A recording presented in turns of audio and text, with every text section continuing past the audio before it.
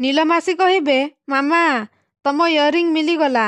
ତାପରେ ରୁବି କହିବେ, କ'ଣ କହିଲୁ? ଇୟରିଂ ମିଳିଗଲା? ହେ ଭଗବାନ, ମୁଁ ଇୟରିଂକୁ ବହୁତ ଖୋଜୁଛି, କାଇଁ ଦେଖେଇଲୁ। ତାପରେ ନୀଲମ ରୁବିକୁ ଇୟରିଂ ଦେବେ। ଆଉ କହିବେ, କିନ୍ତୁ ମାମା ପଟେ ମିଳିଛି, ଆଉ ପଟେ କୁଆଡ଼େ ଗାଏବ। ତାପରେ ରୁବି କହିବେ, କ'ଣ ହେଲା? ପଟେ ମିଳିଲା, ଆଉ ପଟେ କୁଆଡ଼େ ଗଲା? ଏ ପଟକୁ ତୁ କୋଉଠୁ ପାଇଲୁ? ତାପରେ ନୀଲମ କହିବେ, ଲଣ୍ଡ୍ରିକୁ ଦେବା ପାଇଁ ଗୌରବ ଭାଇଙ୍କର ଯୋଉ ସାର୍ଟ ଥିଲା ସେଇଠୁ। ତାପରେ ଗୌରବ, ରିମଝିମ୍, ଆଦର୍ଶ, ପଲ୍ଲବୀ ସମସ୍ତେ ଆଶ୍ଚର୍ଯ୍ୟ ହେଇଯାଉଛନ୍ତି। ତାପରେ ରୁବି କହିବେ, ଦେଖିଲୁ ତ ମାୟା, ମୁଁ କହୁଥିଲି ନା ଗୌରବର ନଜର ଠିକ୍ ନୁହଁ। କେବେଠୁ ମୁଁ ଏ ଇୟରିଂ ଖୋଜୁଥିଲି। ବହୁତ ଦାମୀ ଡାଇମଣ୍ଡ ଇୟରିଂ।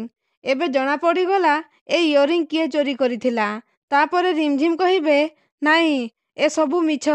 ଗୌରବ ଏସବୁ କାମ କେବେଠୁ ଛାଡ଼ି ସାରିଲେଣି। ତାପରେ ଗୌରବ କହିବେ, ହଁ ବଡ଼ମା, ମୁଁ ଏ ସବୁ ଲଫଡ଼ାମି ବହୁତ ଦିନ ହେଲା ଛାଡ଼ି ସାରିଲିଣି। ମୁଁ ରୁବି ମାଉସୀଙ୍କ ଇୟରିଂ ନେଇନି। ତାପରେ ରୁବି କହିବେ, ଛାଡ଼ି ସାରିଲୁନି ମାନେ? ଆଗରୁ ଏସବୁ କରୁଥିଲୁ? ପୁଣି ମାୟାଙ୍କ ପାଖକୁ ଯାଇ କହିବେ, ଦେଖିଲୁ ତ ମାୟା, ଯିଏ ଚୋର ସେ ଯେତେ ସାଧୁ ଦେଖେଇ ହେଲେ ବି ତା ପ୍ରକୃତି କେବେ ବି ଚେଞ୍ଜ ହେବନି। ତାପରେ ବିନୋଦ କହିବେ, ଭାଉଜ ତମେ ଭଲ ଭାବରେ ଜାଣିଛ, ଗୌରବ ଯେତେବେଳେ ବି ଭୁଲ କରେ ତାକୁ ମୁଁ ସଜା ଦିଏ। କିନ୍ତୁ ଏଥର ମୁଁ ସିଓର, ରୁବି ଦିଦିଙ୍କ ଇୟରିଂସ୍ ଗୌରବ କେବେ ଚୋରି କରିନଥିବ। ତାପରେ ମମତା କହିବେ, ଗୌରବ ଯଦି ସତରେ ଆପଣଙ୍କର ଇୟରିଂସ୍ ଚୋରି କରିଥାନ୍ତା ତାହେଲେ ସବୁଠୁ ଆଗ ଶାସ୍ତି ମୁଁ ତାକୁ ଦେଇଥାନ୍ତି। କାରଣ ମୁଁ ବହୁତ ଭଲ ଭାବରେ ଜାଣିଛି ଗୌରବ ଆପଣଙ୍କ ଇୟରିଂସ୍ କେବେ ବି ଚୋରି କରିନଥିବ। ତାପରେ ଆଦର୍ଶ କହିବେ, ହଁ ମା, ଭାଇଙ୍କୁ ମୁଁ ସପୋର୍ଟ କରୁଛି। ମା, ମୁଁ ସତ କହୁଛି, ଭାଇ ନିଜକୁ ବଦଳେଇ ସାରିଛନ୍ତି। ସିଏ ଏଭଳି କାମ କେବେ ବି କରିନଥିବେ। ତାପରେ ମମତା କହିବେ, ରୁବି ଦିଦି, ଆପଣ ରିମଝିମ୍ ସହିତ କଥା ହେବା ପାଇଁ ତା ରୁମ୍କୁ ଅନେକ ଥର ଯିବା ଆସିବା କରନ୍ତି। ଆପଣଙ୍କ ଅଜାଣତରେ ସେଇଠି ଇୟରିଂସ୍ ଖସି ପଡ଼ିଥିବ। ତା ମାନେ ନୁହେଁ ଆପଣଙ୍କ ଇୟରିଂସ୍ ଗୌରବ ଚୋରି କରିଛି। ତାପରେ ରୁବି କହିବେ, ତୁ ଚୁପ୍ ରହ ମମତା। ମାୟା, ଯୋଉ ସ୍ତ୍ରୀ ଲୋକ ମୋ ସିଝେଇଥିବା ଆଲୁକୁ ଚୋରି କରି ନେଇ ପଲ୍ଲବୀ କିଚେନରେ ରଖିଦେଉଛି, ଆଉ ଯେହେତୁ ତୁ ମନା କଲେ ବି ପଲ୍ଲବୀକୁ ଲୁଚାଚୁରାରେ ସାହାଯ୍ୟ କରିବାକୁ ଧାଇଁ ଯାଉଛି, ସିଏ କହିବ ଆଉ ତୁ ତା କଥାକୁ ବିଶ୍ୱାସ କରିବୁ?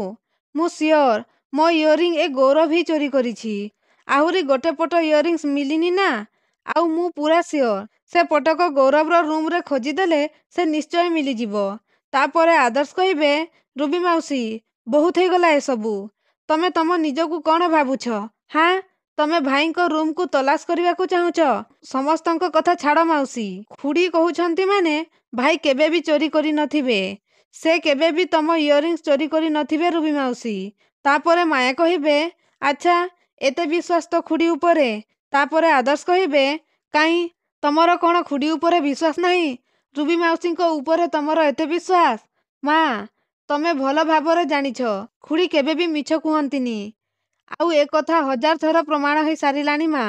ତମେ ଯାହାକୁ ନିଜଠୁ ଅଧିକା ବିଶ୍ୱାସ କର ନା, ସିଏ ଆମ ଘରର, ଆମ ପରିବାରର, ଏମିତିକି ଆମ ସମସ୍ତଙ୍କର ଶତ୍ରୁ ବୋଲି ପ୍ରମାଣ ହେଇ ସାରିଛି ମା। ତାପରେ ରୁବି କହିବେ, ଯଦି ଏତିକି କଥା, ତାହେଲେ ଗୌରବର ରୁମ୍ ସର୍ଚ୍ଚ କରିଦେଲେ ଅସୁବିଧା କ'ଣ ଅଛି? ସତ କ'ଣ ମିଛ କ'ଣ ସବୁ ଜଣା ପଡ଼ିଯିବ। ତାପରେ ପଲ୍ଲବୀ କହିବେ, ନାଇଁ, ଗୌରବ ଭାଇଙ୍କ ରୁମ୍ ସର୍ଚ୍ଚ ହେବା ଅର୍ଥ ତାଙ୍କ ପ୍ରତି ଗୋଟେ ବହୁତ ବଡ଼ ଇନସଲ୍ଟ। ଆଉ ମୁଁ ବହୁତ ଭଲ ଭାବେ ଜାଣିଛି ଭାଇ ଏଭଳି କାମ କେବେ ବି କରିନଥିବେ।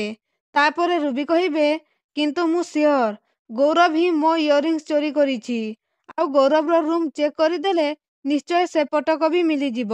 ତାପରେ ନୀଲମ କହିବେ, ଏତେ ଯୁକ୍ତିତର୍କରୁ କ'ଣ ମିଳିବ? ବାସ୍, ମାୟା ଆଣ୍ଟି ଗୋଟେ ଥର ଗୌରବ ଭାଇଙ୍କ ରୁମ୍କୁ ସର୍ଚ୍ଚ କରିବା ପାଇଁ ଅର୍ଡର ଦିଅନ୍ତୁ, ତାପରେ କ୍ଷୀର କ୍ଷୀର ଆଉ ପାଣି ପାଣି ଜଣା ପଡ଼ିଯିବ। ତାପରେ ମାୟା କହିବେ, ଯଦି ତମେମାନେ ସମସ୍ତେ ଭାବୁଛ ଗୌରବ ନିର୍ଦ୍ଦୋଷ, ତାହେଲେ ତା ରୁମ୍ ସର୍ଚ୍ଚ କରିବା ପାଇଁ ତମେମାନେ ଡରୁଛ କାହିଁକି? ଚାଲ ଏବେ ଏଇ ମୁହୂର୍ତ୍ତରେ ଗୌରବର ରୁମ୍ ସର୍ଚ୍ଚ କରାଯିବ। ନୀଲମ, ତୁ ଗୌରବର ରୁମ୍କୁ ସର୍ଚ୍ଚ କର। ଆମେ ସମସ୍ତେ ସେଠି ପ୍ରେଜେଣ୍ଟ ରହିବୁ। କିନ୍ତୁ ତୁ ଗୌରବର ରୁମ୍କୁ ସର୍ଚ୍ଚ କରିବୁ। ତାପରେ ସମସ୍ତେ ଆଶ୍ଚର୍ଯ୍ୟ ହେଇଯାଉଛନ୍ତି। ତ ଦର୍ଶକ ବନ୍ଧୁ, ଆପଣଙ୍କୁ କ'ଣ ଲାଗୁଛି? ସତରେ କ'ଣ ଗୌରବ ରୁବିଙ୍କ ଇୟରିଂସ୍ ଚୋରି କରିଛନ୍ତି କି? ଆମକୁ କମେଣ୍ଟ ମାଧ୍ୟମରେ ନିଶ୍ଚୟ ଜଣାନ୍ତୁ।